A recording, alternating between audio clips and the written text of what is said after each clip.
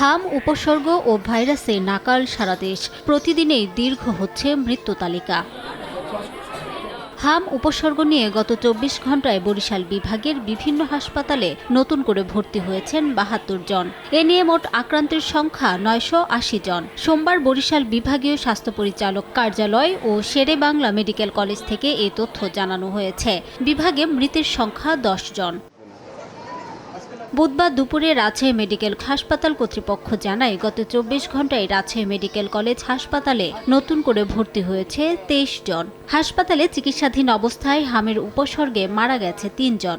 আমাদের সক্ষমতা আগের তুলনায় বৃদ্ধি পেয়েছে এবং ফলে কিন্তু আপনারা দেখছেন গত কয়েকদিনের ধারাবাহিকতায় হামের যে সুস্থতার হার সেটিও কিন্তু বৃদ্ধি পেয়েছে এবং বেশিরভাগ রোগী কিন্তু সম্পূর্ণ সুস্থ হয়ে বাড়ি ফিরে গেছে। হামের প্রকোপে মৃত্যুর ঝুঁকিতে চাঁদপুর জেলার ২৫০ শয্যা বিশিষ্ট জেনারেল হাসপাতালে ২৩ শিশু ভর্তি রয়েছে। ৪ দিন আইছি, বাবু অনেক চোখের ভিতরে উঠছে, চোখটাই মেলতে পারে না। অনেক জ্বর আসছিল, ঠান্ডা ছিল, পরে যে নুনতির মতন উঠছিল বলে হাম ডাক্তারে বলছে।